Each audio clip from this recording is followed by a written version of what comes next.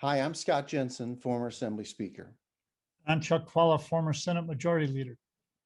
and we're the Insiders. So, Chuck, we just had a big election for the Department of Public Instruction. We have a new incumbent who'll be coming in July to take that office, Jill Underlys. She had a good win out there. How do you think things are going to go for her as a superintendent of public instruction?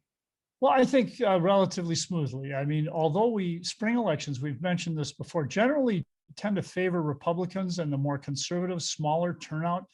But the one exception to that has been over the years, consistently the progressive has won for the DPI secretary. I think if there's one spot that is not totally polarized, although the Supreme Court is now and partisanized, it's this position.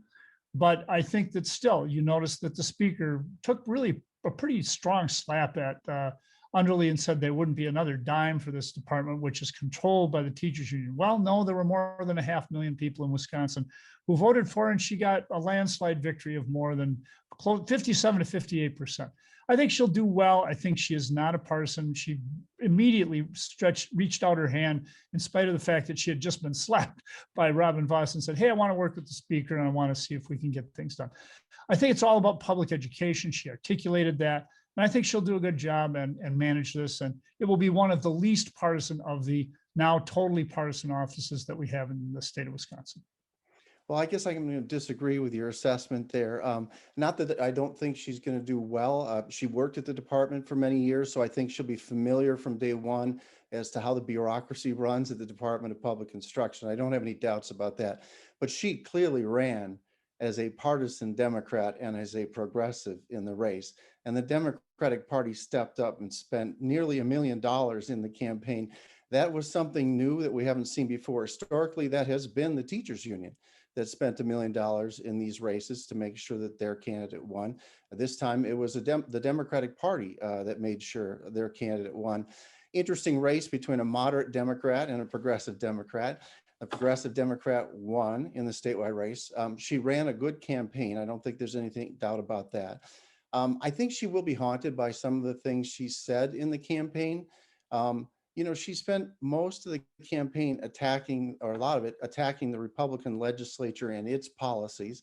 So no surprise that Robin Voss poked back. I also think that, she spent a whole lot of time criticizing the choice and charter programs, and it was only late in the campaign that people found out, well, actually, she'd sent her kids to private schools too.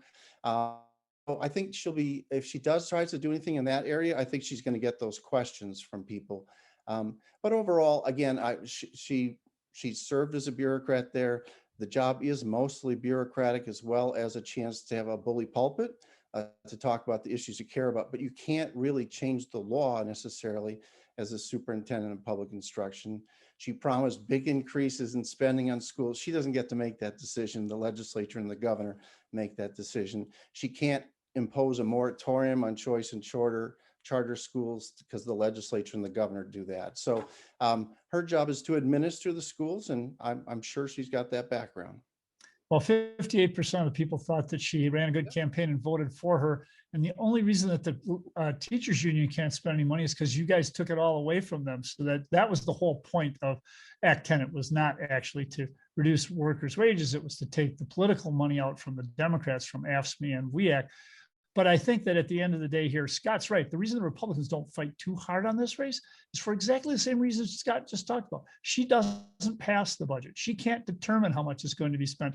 And at the end of the day, Republicans are smart enough to say, we're going to put the money where it counts in the Supreme Court and in legislative and gubernatorial elections. So not a surprise, but a good result for progressives and for public education in this election. All right. We'll see you next week. See you next time.